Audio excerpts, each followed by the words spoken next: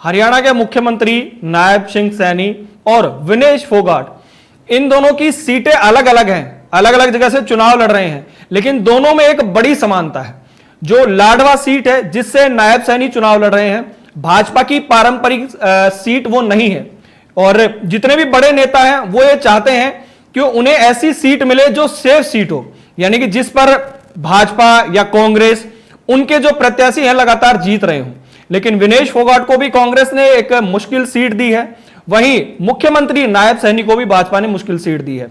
इससे पहले करनाल से वो उपचुनाव जीते थे, लेकिन इस बार मुख्यमंत्री के साथ ही भाजपा ने थोड़ा सा खेल कर दिया है, उनकी सीट बदलकर लाडवा सीट उन्हें दी है।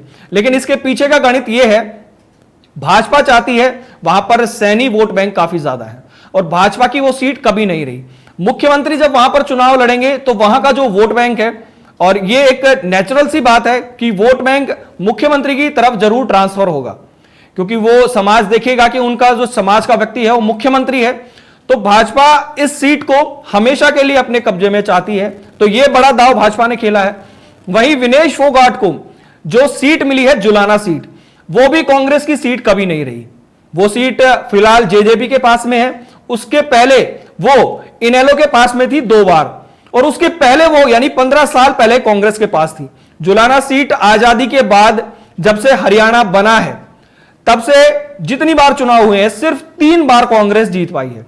तो कांग्रेस भी विनेश फोगाट की प्रसिद्धि को भुनाना चाह रही है, क्योंकि विनेश फोगाट और उनके साथ जो एक केस चल रहा है, उस केस को लेकर कहीं ना कहीं, चाहे इमोशनल मान लीजिए चाहे उनकी प्रसिद्धि मान लीजिए, उसको लेकर भी कांग्रेस चाहती है कि जो ये सीट है वो उनके खाते में आ जाए।